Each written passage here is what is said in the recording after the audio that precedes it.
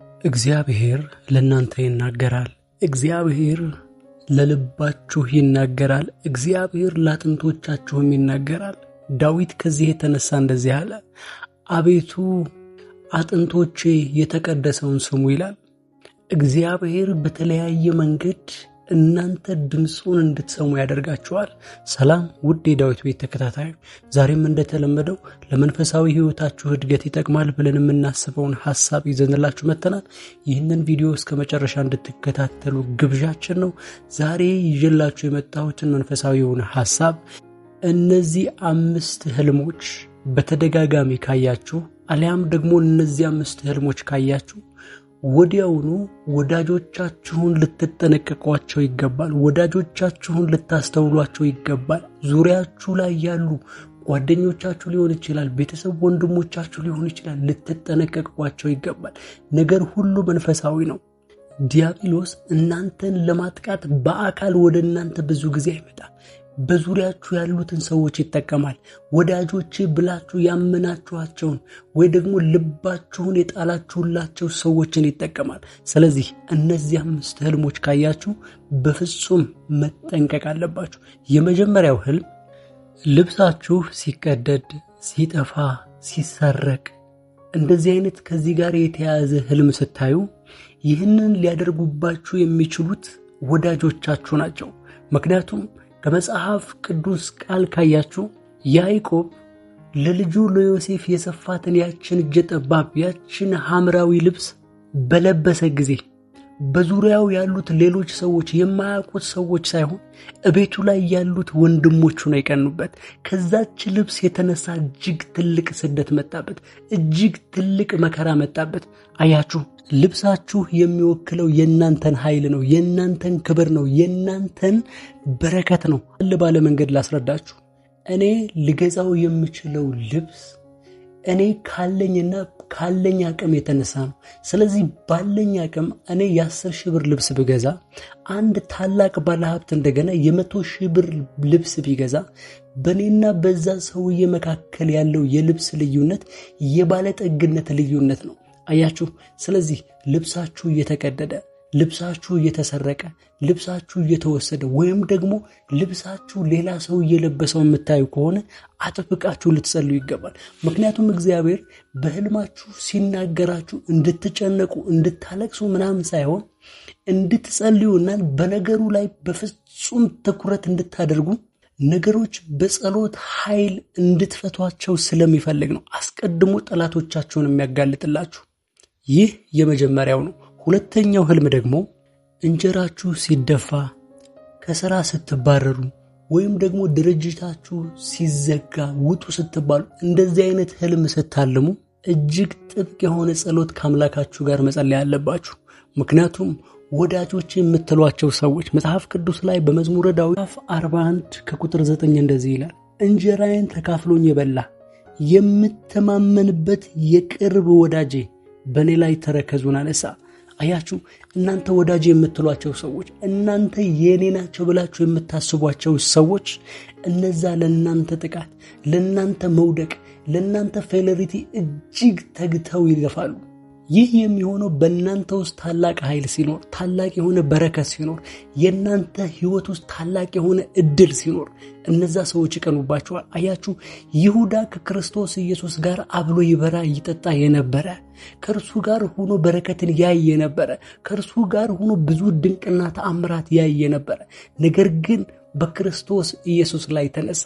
አያችሁ፣ ብዙ ጊዜ ወዳጆቼ የምትሏቸው ሰዎች፣ እኔ ጋር ናቸው ያሉት የምትሏቸው ሰዎች፣ እነዚህ ልቤ ይደገፍባቸዋል ብላችሁ የምታምኗቸው ሰዎች እጅግ ከባድ የሆነ አደጋ ይጥሉባቸዋል። ስለዚህ እንደዚህ አይነት ህልም ስታልሙ እግዚአብሔር ጠላቶቻችሁን እያጋለጠላችሁና በጸሎት ኃይል ልትመክቷቸው ስለፈለገ እንደዚህ እያደረገ ያጋለጥላችኋል። ንቁ፣ ተጠንቀቁ። ሶስተኛው ደግሞ የሆነ ነገር ሲወረወርባችሁ፣ ፍላጻ ሲወረወርባችሁ ወይ ደግሞ የሆነ ሰው ሊመታችሁ ሊያጠቃችሁ ሲሞክር፣ እዚህ ላይ በደንብ ማስተዋል ያለባችሁ አንድ ትልቅ ነገር ልንገራችሁ።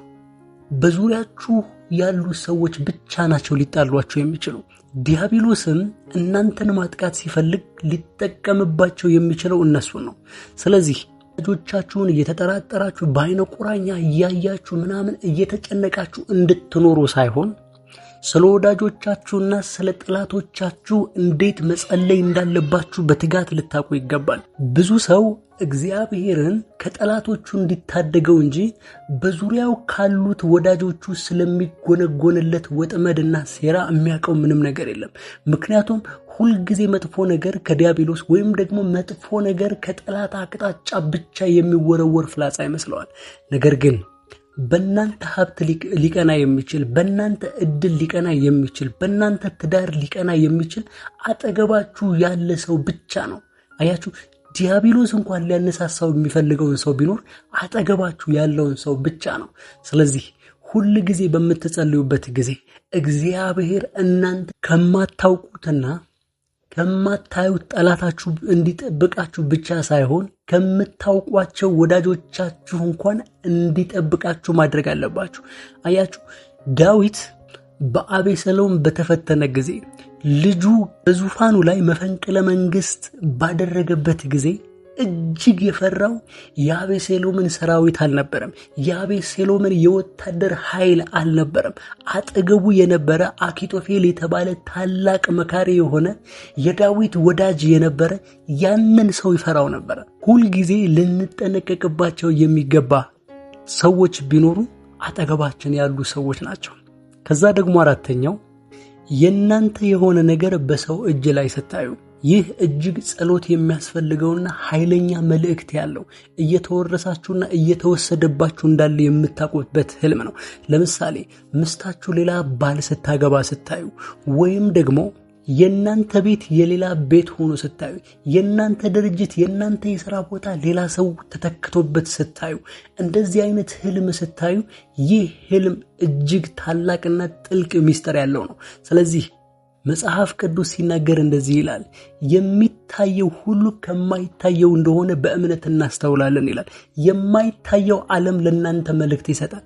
የማይታየው መንፈሳዊውን ዓለም ለናንተ ሜሴጅ በህልማችሁ ይልካል። መልእክት በህልማችሁ ይናገራል። አያችሁ፣ በህልማችሁ የሚናገረው እግዚአብሔር ነጋችሁ እንድታተርፉት፣ ነጋችሁ ላይ ውድቀት እንዳይገጥማችሁ ስለፈለገ ጭምር ነው። ስለዚህ እንደዚህ አይነት ህልም ስታዩ እጅግ በጸሎት ኃይል ልትጠነቀቁ ይገባል።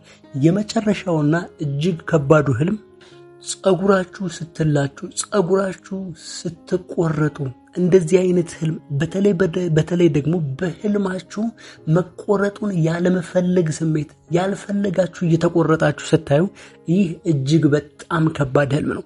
በመጽሐፍ ቅዱስ ውስጥ እጅግ የተቀባ ኃያልና ብርቱ የሆነውን ሶምሶን እጅግ የእግዚአብሔር ክብርና የእግዚአብሔር የኃይል መንፈስ የሚገለጥበት ብርቱ ሰው፣ እንደዛ ያለ ታላቅ ሰው እስራኤልን ይታደጋል ተብሎ ተስፋ የተጣለበት እግዚአብሔር እስራኤልን የሚታደግበት ኃያልና ጽኑ ሰው የወደቀበት አወዳደቅን ብታዩ እጅግ በሚወዳት ደሊላ በተባለች ወዳጄ በሚላት ሰው ነው። ይህንን ሰው ለመጣል አንድ ነገር አደረገች። ጸጉሩን ላጨችው፣ ጸጉሩን ቆረጠችው። አያችሁ፣ ጸጉራችሁ የክብራችሁ ምልክት ነው።